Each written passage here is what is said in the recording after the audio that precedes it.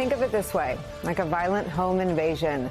You call the police, and when they arrive, officers take the side of the intruders. You started it, they say, insisting the only peaceful way forward for you and your family is to let the invaders keep the upstairs bedroom. You'd, of course, be shocked. Your neighbors would fear for their own safety. And how long would any semblance of peace in your house or your neighborhood last? Well, today, Donald Trump called Ukraine's President Zelensky, a man who's done nothing but valiantly defend his homeland and his people, a, quote, dictator without elections. An especially insane and rich accusation, given the fact that Trump's administration is right now at the negotiating table not with Ukraine, but with Vladimir Putin, who most recently won a miraculous 88% of the vote in Russia, a figure nearly as high as it is preposterous.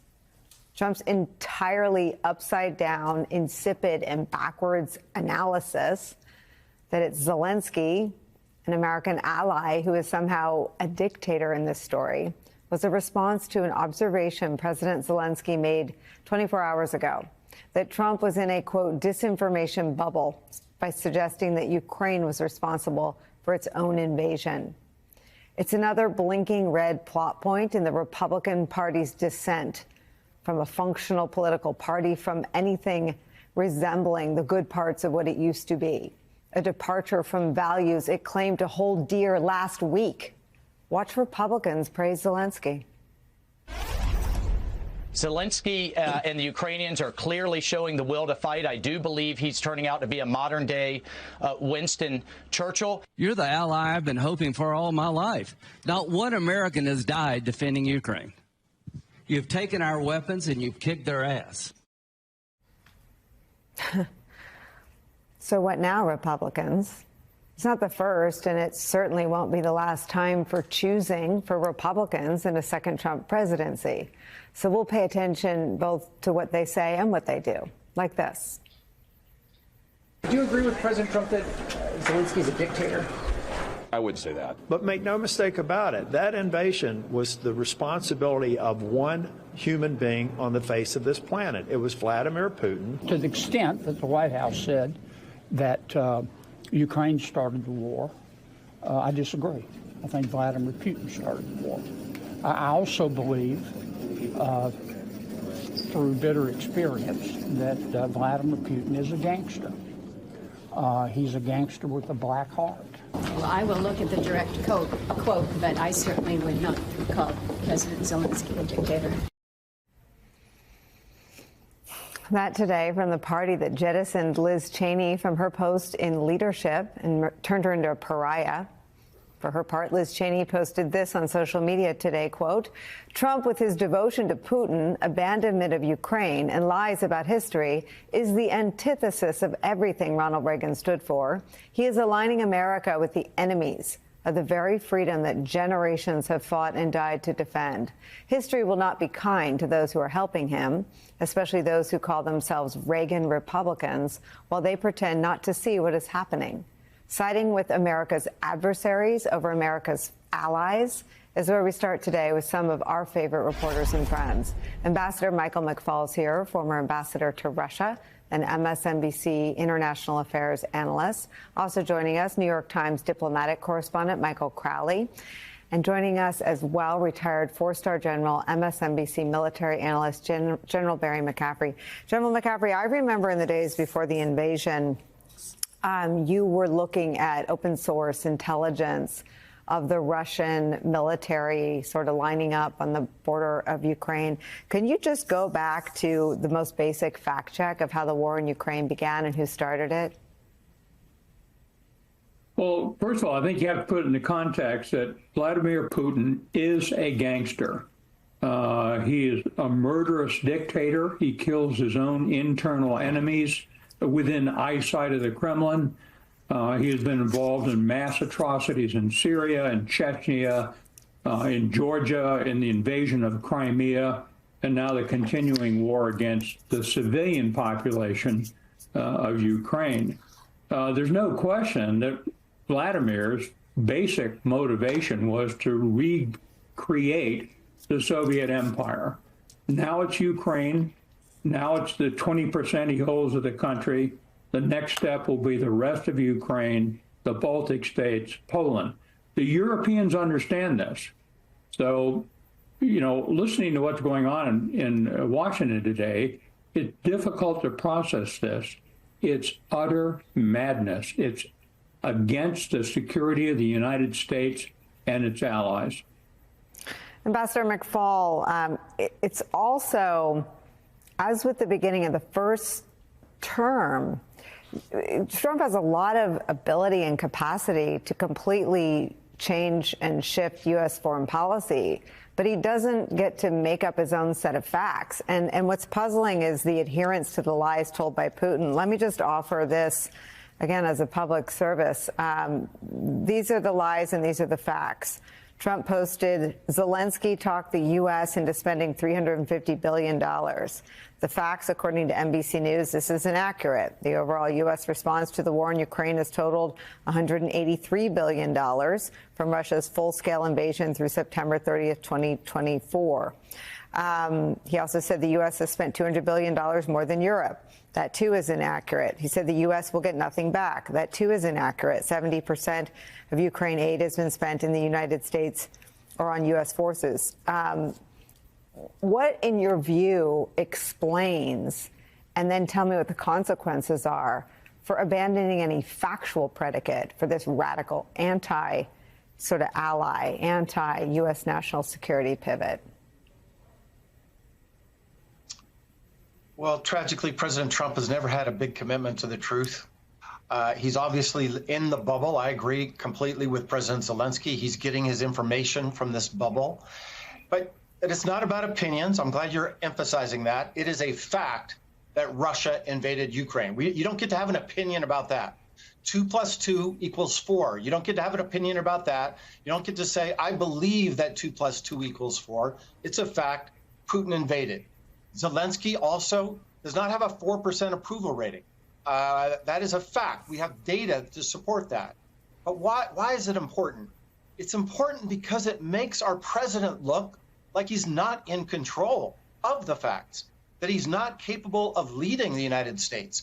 It weakens our negotiating partners when he says things like that. It emboldens Putin. And therefore, it's against American national security interests. And what really troubles me is what you started with, Nicole. Mike Waltz, the national security advisor, he knows that. Secretary of State Rubio, he knows that. I just was at the Munich Security Conference a few days ago. I saw lots of Republicans there. They know it.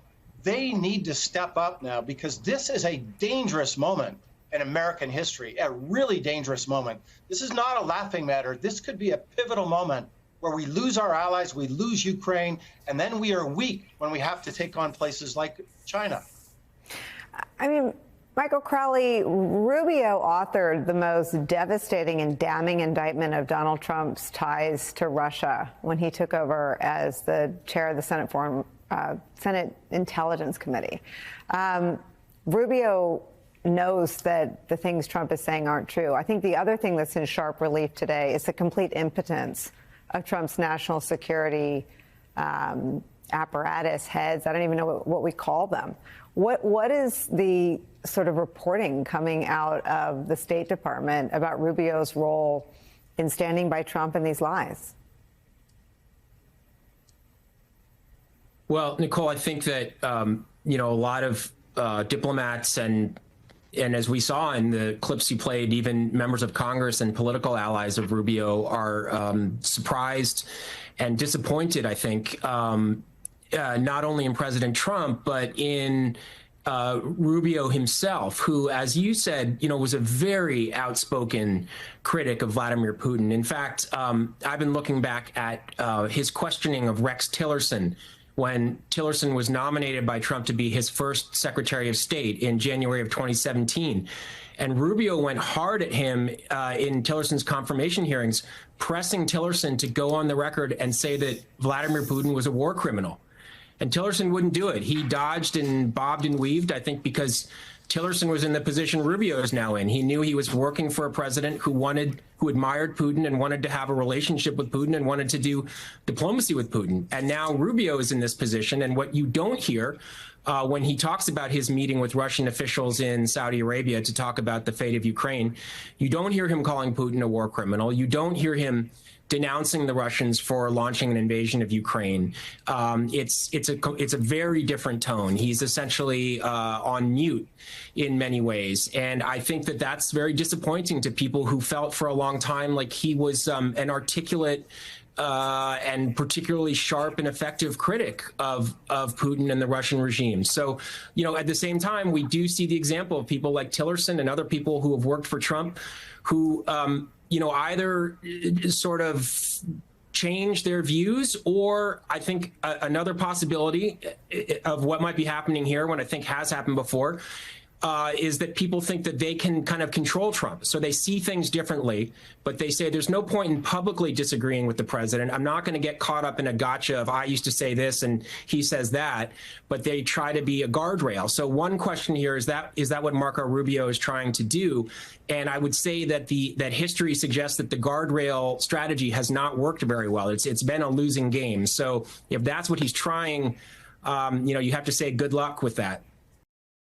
While Donald Trump played golf for the third day in a row, thousands of federal workers across the country are bracing to potentially lose their jobs as the Trump-Musk administration escalates its purge of federal government workers.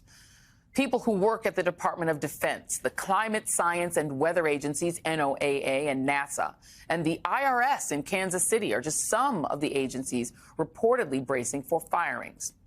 And even though Trump and Musk are attempting to paint these federal employees as wasteful frauds, remember, these are real people, public servants who are losing their jobs. The Washington Post reports one transportation department worker found out he was fired on Valentine's Day, just after putting his children to bed, as he sat down to watch a movie with his wife. An agricultural employee discovered he was terminated the morning after attending an ex-partner's funeral. Luke Graziani, a disabled Army veteran, was 5 weeks from completing his probation year when he logged into his work computer at the Bronx Veterans Affairs Hospital. Waiting on the screen was a boilerplate termination email citing performance concerns. And there's Ian Fucci, a cancer researcher at the National Institutes of Health, who fears his job is on the chopping block. HHS has said they're following the president's plan to streamline the government. Is firing cancer researchers part of that plan? HHS has said they have done this to better serve the American people. Consider the medications you rely on for diabetes, heart disease, or cancer. These were developed in large part due to NIH and NIH-funded researchers. Is destroying years of progress into research really serving the American people? And Ian is just one of the many federal workers who took to the streets today in protest of these efforts. Joining me now are two federal workers who spoke at today's rally in New York. Chris Fasano, former attorney for the Consumer Financial Protection Bureau, who was fired from his job yesterday, and Chris Doles, spokesperson for the Federal Unionist Network and president of his local union chapter. Thank you both for being here. I want to start with you. We have two Chris's, so I'm going to start with Chris Fasano. Tell me how you found out that you had lost your job. And tell me what your job was first. What were you doing? Yeah, so I was an enforcement attorney with the Consumer Financial Protection Bureau. So we would enforce consumer laws. We would prevent financial companies from taking advantage of ordinary Americans. And I found out that I was fired last Tuesday. I received an email at around 8:30 at night to my personal email. That email went out to about 70 of my colleagues, and it said that I was performance was not up to standards for the Consumer Financial Protection Bureau. But it was the same email that everyone else got. In fact, it didn't have my name in it. It was it just said to employee first name, last name. So they referred to you as first name, last name. No specific, but they're saying performance, but they didn't specify it to you. That's right. Now, when we download this letter, that's been populated with all of our information. But I think it speaks to the fact that what is happening at agencies across the country is that you have this, threadbare staff that's trying to tear apart the agency and they're doing it in this sloppy fashion. It's the Elon Musk strategy of move quickly and break things. And when we found out that we were fired, the first thing that we did is we got on a call. We'd been organizing for weeks, and we were angry. We were angry that we were fired, angry that we couldn't serve American consumers, and angry that American consumers would be left unprotected from financial fraud and abuse. And the very next day, in 12 hours, we organized a picket outside of Federal Plaza here in New York City. And we thought maybe a dozen people would turn out, the fired employees, but there were about 100 people. And it was uplifting. It's a source of hope to see so many people come out and protest this. Yeah.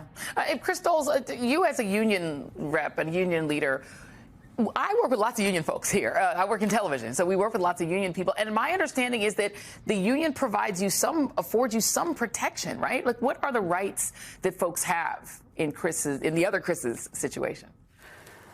I mean, the administration's approach to our agencies and Congress's mandated authorization for our agencies to do their jobs is being treated the same way as union contracts and labor protections, which is they're just being tossed. There's no respect for contracts. There's no respect for the laws that have created these agencies. And the truth is that they're not really seeking anything about efficiency. They're not trying to do anything about the performance of the federal workforce. They're coming after the services that these agencies are mandated to provide. And they're doing it, as Elon Musk is doing it. Chris, you should describe how the CFPB's role is specifically tasked with regulating, the financial services wing of Tesla. They're gutting the very services that Elon Musk himself is subject to regulation for. Yeah, please describe that. Yeah, that's right. I don't think it's a coincidence that Elon Musk came after the Consumer Financial Protection Bureau so early on. And that's because some of his companies are regulated by that bureau. It's the financing arm for Tesla. He's talked about creating a payment app, kind of like Apple Pay. That would be regulated by the Consumer Financial Protection Bureau. So he came in, fired the workers, told us to stop working, and that basically gives bad financial actors like Elon Musk a green light to take advantage of hardworking Americans. And he did that to enrich himself. This is a heist by an unelected billionaire. I think that is clear. And Chris Doles, talk about protests are happening. What is the plan? Is there legal action pending? What are you all planning to do? Yeah, I mean, all the federal unions are pursuing lawsuits because of all the laws that are being broken, whether it's, again, the congressionally mandated responsibility of our agencies to regulate or to protect the environment or to protect labor standards. There's all the ways in which those laws are being broken. There's also all the ways in which our labor contracts are being violated. And the unions are certainly pursuing those lawsuits. But I think it's worth taking stock that we're dealing with a Congress that will do anything the president will say. Obviously, the president and the billionaires that he's surrounded himself by, but also the courts have indicated that they're going to be deferential to the authority of the president. And I think it creates a real, people describe it as a constitutional crisis because the absence of checks and balances. But I think there's one check left, and I think that's what organized labor has to bring to the table, which is the power of regular working people to make this a political crisis that they can't manage. And so in the weeks ahead, I think that we have to tell our stories about the services that we provide. The human interest story about, Chris losing his job, that's worth telling, but it's more important that we highlight that the services that Chris did for the American people to protect them from predatory lenders. The things that make sure that we're not going to die in debt. The Medicaid that's getting cut. I mean, they want to go after. No, I'm 100% with you, and I know we are running out of time, but yes, I mean, if you can't get Medicaid and you can't feed your kids and you can't trust the food that you're eating, that it won't poison you because the regulators have been taken away, that does affect you personally. Chris Fasano, Chris Doles, please come back.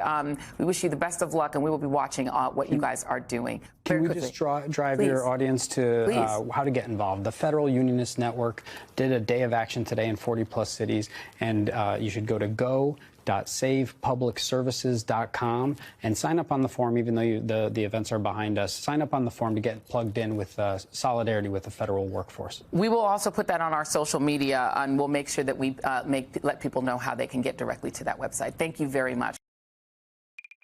Half years while this conflict has raged, or 3 years while it's raged, no one else has been able to bring something together like what we saw today, because Donald Trump is the only leader in the world that can. So no one is being sidelined here. But President Trump is in a position that he campaigned on to initiate a process that could bring about an end to this conflict. And from that could emerge some very positive things for the United States, for Europe, for Ukraine, for the world.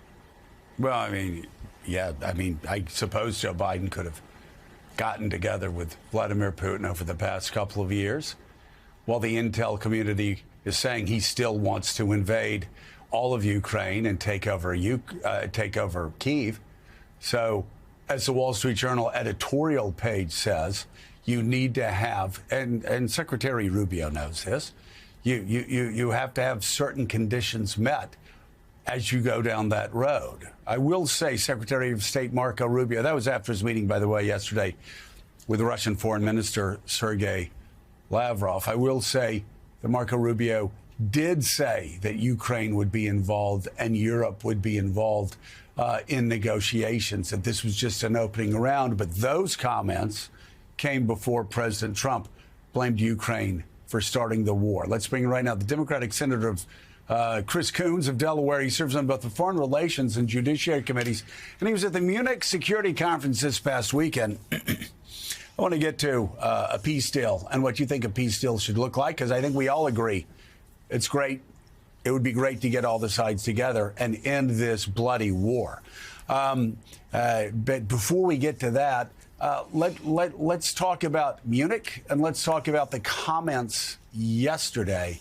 You know, back when I was a Republican, we liked the idea of peace through strength. Ronald Reagan negotiated a hard deal at Reykjavik. He refused to give.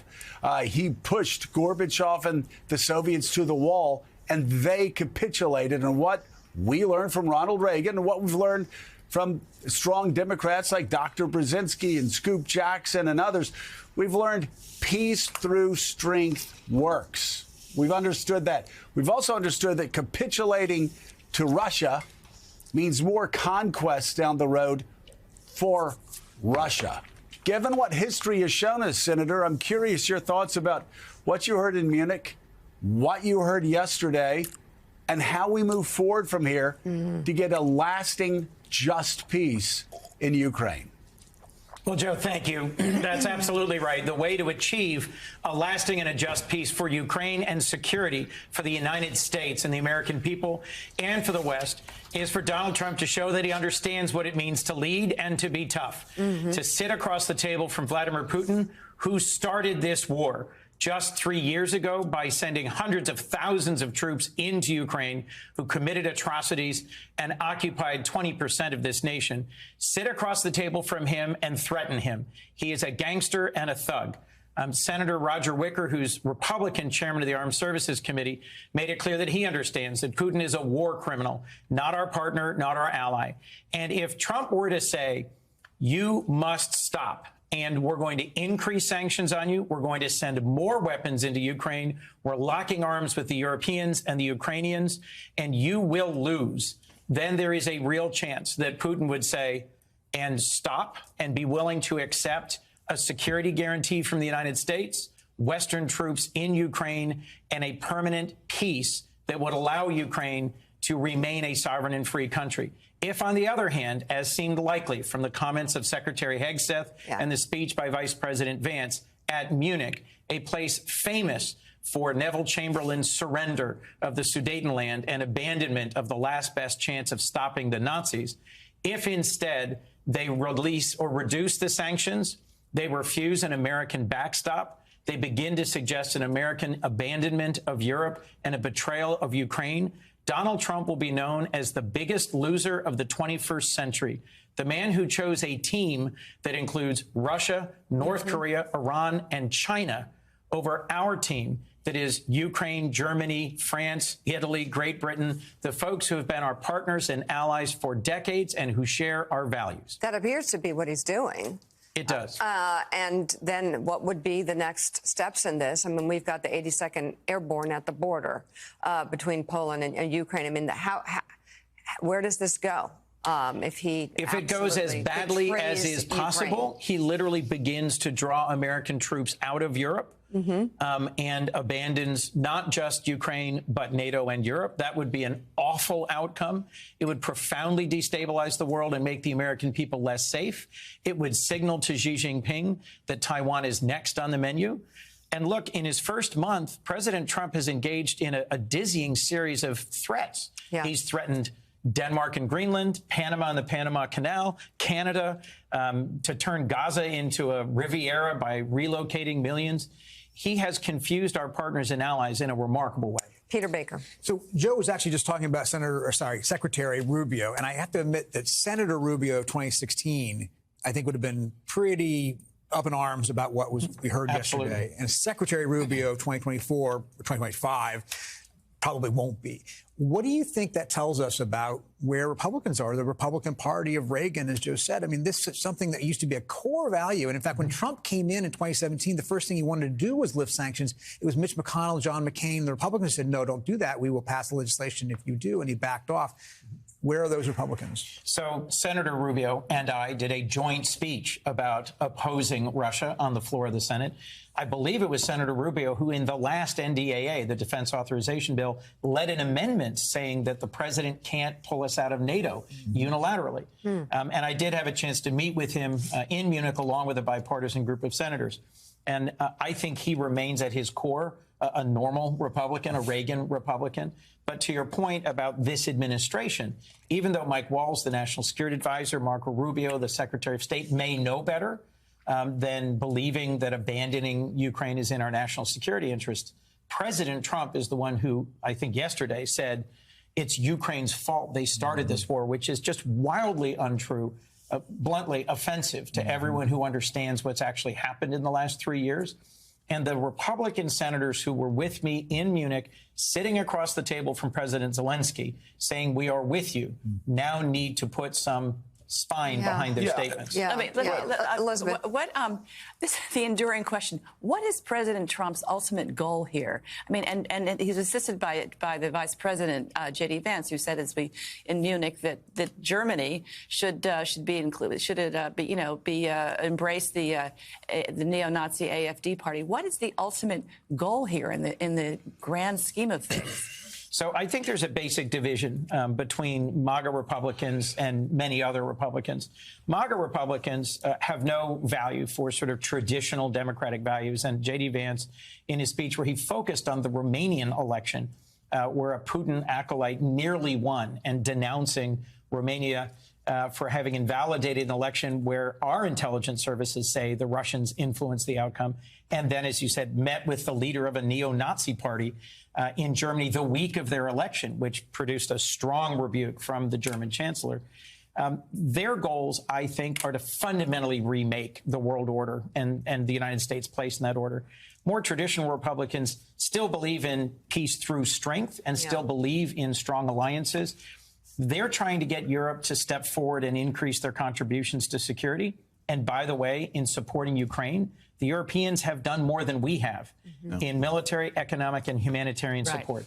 We're roughly equal, but they're actually ahead of us. So that factual misunderstanding underlies a lot of this. The Republicans I was with in Munich would be happy if the result of this was a stable peace for Ukraine and a significant increase in European contributions to NATO. And I think that's their goals. But that's fundamentally different from betraying Ukraine. Senator Coons, what is the most tangible and immediate thing this week that John Thune, the Senate Majority Leader, Roger Wicker, Armed Services Chairman, Susan Collins, Chairman of Appropriations, could do to address what President Trump said last night. What precisely can they do? How can they use their leverage substantively this week to try to course correct what happened last night? We're going to be voting all night, Thursday night, on something that's called Vote-A-Rama. There will on the budget, yeah. On the budget. There will inevitably be amendments proposed that would reinforce our commitment to Ukraine, our commitment to NATO, and our intention to continue to spend to support their defense. I suspect there's going to be a moment on the floor where folks are going to have to vote one way or the other. Okay. Democratic member of the Senate Foreign Relations and Judiciary Committees, Senator Chris Coons of Delaware. Thank you very much for coming on this morning. And we are joined now by NBC News senior White House correspondent Garrett Haake, former Republican Congressman Charlie Dent, and former U.S. Attorney, MSNBC legal analyst Joyce Vance. Garrett, this is the second time in a week now that President Trump and Elon Musk have had a high-profile joint appearance. What exactly is the strategy here? Well, I think there are a couple of pieces to it. First, I think there's an effort to put a sort of patina of transparency on the work that they've been doing largely behind the scenes to reform the federal workforce. Second, to put a friendlier face on what have been mass firings around the government. And I think third, to show that they can't be separated, that these two are presenting a united front, and that, you know, attacks from Democrats about Musk as sort of the co-president, or complaints that he is an unelected person doing the work of the president, don't seem to be bothering them. Musk described his role in a way that I think is useful for people to understand, too, essentially saying he is part tech support and part enforcer, that he sees it as his job to make sure that the executive orders that the president is signing are actually getting followed through upon. But this, as we've learned just this week, that his role is technically just that of a senior advisor. He has no independent authority of his own beyond his suggestions to the president. And speaking of executive orders, Garrett, President Trump signed one executive order giving him more power over independent regulatory agencies. What exactly will this do, and how does it change the current structure or the way things work normally? Yeah, Anna, it's not entirely clear, frankly, how this is going to play out in practice. But the theory here is that some of these nominally independent agencies that fall under the executive branch, like the Federal Trade Commission or the FEC, where you typically see a president nominate a person to take over or persons to take over for these commissions for some period of time and then take a more hands-off approach as those agencies go about their work. This executive order, this memo, essentially says these agencies are going to work through the White House, through the executive, and that they can't take positions that are contrary to what the White House believes. This goes hand in glove with Musk's theory here that the bureaucracy ought to report directly through Donald Trump, exact only his will, essentially, in doing what they do. How this shows up in the day-to-day workings of these agencies, I think we're only going to find out over time. And I think we're probably going to find out in the form of lawsuits that will be filed when these things clash with the expectations of how these agencies are run and the duties that they have to perform around the country. All right, Garrett Haake, thanks for bringing us the latest. More lawsuits expected. Joyce, in that joint interview, President Trump and Elon Musk weighed in on some controversies over potential conflicts of interest. Let's watch. I mean, I haven't asked the president for anything ever. And if it comes up, how will you handle it? Well, he won't be involved. Yeah, I'll recuse myself if it is. If there's a conflict, he won't be involved. Yeah, I mean, I wouldn't want that, and he won't want it. Okay, it sounds good, but we know it's not that simple. New York Times had reported just last week at least 11 federal agencies that have been affected by DOGE moves have more than 32 continuing investigations, pending complaints, and enforcement actions into Musk's 6 companies. Plus, we now have the Department of Transportation soliciting input from SpaceX on air traffic control. There's Trump's order to eliminate the electric vehicle subsidy, which you could argue helps Tesla by potentially reducing some of its competition. Joyce, aren't we already seeing conflicts? You know, there's a big gap, Anna, between what they're saying and what they're doing. And the fact that they claim that there's no conflict that they'll recuse is just really put to the lie by what we're seeing in practice. As a federal employee, I wasn't able to participate in any sort of activity, even if I owned stock in a company. And as the congressman knows very well, federal employees report those conflicts. And especially if you're working at a high level, they're made public so that everyone can see them. There's a real failure of transparency here. Musk laid out his top line goal for Doge. Let's watch that part of the interview. Well, the overall goal is to try to get $1 trillion out of the deficit. And if the deficit is not brought under control, America will go bankrupt. This is a very important thing for people to understand. So just to reiterate that, Congressman, he wants to cut $1 trillion. President Trump just this morning is calling on Congress to pass a budget that calls for $4.5 trillion in new deficits through tax cuts. Look, math's never been my strength, but I know those numbers don't add up if the goal is to reduce the deficit. Well, there's certainly an incoherence here. On the one hand, Elon Musk is saying we're going to cut spending by $1 trillion. Last I checked, that was the role of the Congress that has the power of the purse authority on both revenue and expenditure. They're the ones who should be doing this. In fact, I think DOGE is misnamed. Department of Government Efficiency ought to be called the Department of Governmental Downsizing, because that seems to be what they're doing. And by the way, I have no problem with a reduction in force exercise, but it should be done thoughtfully after a review process, not arbitrarily and capriciously as it's been done here. And it's very haphazard.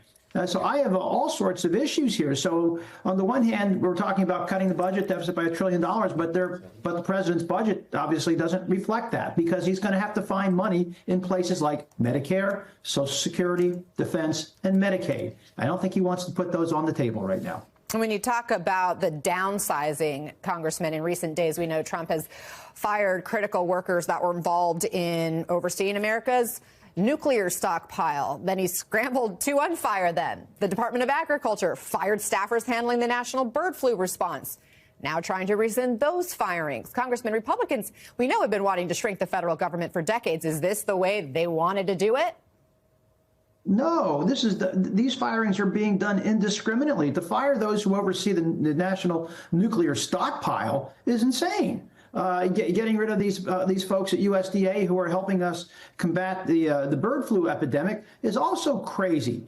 You're hearing many Republican leaders now speak up. You know, the NIH right now is being affected by something called indirect cost recovery, but basically it's going to affect the ability to do medical research at places like, the University of Alabama. So you're hearing Senator Britt and others speak up. So I think a lot of Republicans are really having problems with this. Mike Simpson of Idaho talking about the changes or cuts to the national parks. Many employees of his out in Idaho. There are all sorts of things happening here that are just wrong-headed. I mean, if they want to do a strategic downsizing, that's one thing. That's not what they're doing. This is completely indiscriminate across the board. And by the way, they fired the inspectors, many of the inspectors general, whose job it is to identify waste, fraud, and abuse on an independent basis. And they fired them. They should be allies of DOGE and efficiency, but they're not even being considered. Hell, they're being fired. Well, DOGE actions have triggered dozens of lawsuits, including by some of those fired inspector generals. A federal judge did deliver a win, though, for President Trump yesterday. 14 states, led by Democrat AGs, sued, trying to block DOGE from accessing data systems or making personnel moves. But Judge Tanya Chutkan said there wasn't proof of imminent harm at this point. Judge Chutkan is the same judge, everybody remembers, who was overseeing Trump's 2020 election interference case. Joyce, what do you make of this ruling, especially given the history there? Well, this ruling has nothing to do with the substance of the case. This is a preliminary skirmish where the attorneys generals went into court trying to get a temporary restraining order that would freeze the status quo for the next few days while they tee up the early stages of the litigation. She found that they hadn't met their burden of proof, but she also had some discouraging comments for the Trump administration about where this case might ultimately head. I wouldn't read too much into this early ruling.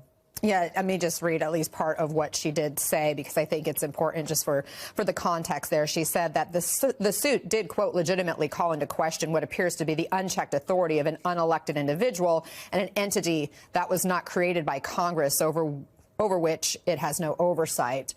So more to come in that case. Also, Joyce, in some of these back and forth filings that we saw yesterday, we learned, at least through one DOJ filing, that Musk is not technically the administrator of DOGE. He isn't even really on the organizational chart, though, even though we all know he's the de facto point person overseeing the effort. So what are we to make of that? Is that just a legal technicality? What's the purpose of saying, well, he's overseeing it, but he's not really a part of it?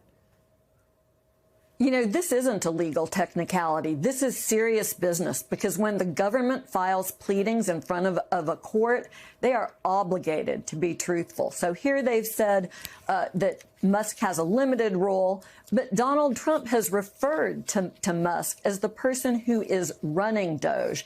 And those two statements are diametrically opposed. I would expect that we will begin to see federal judges dig deeper on this and seek clarification on Musk's status, because you can't continue to have it both ways. You can't be official when it suits you and unofficial when it doesn't suit you. This is, in essence, they're trying to give Musk as much room as possible to roam without having to confront government accountability procedures, and that's just not sustainable.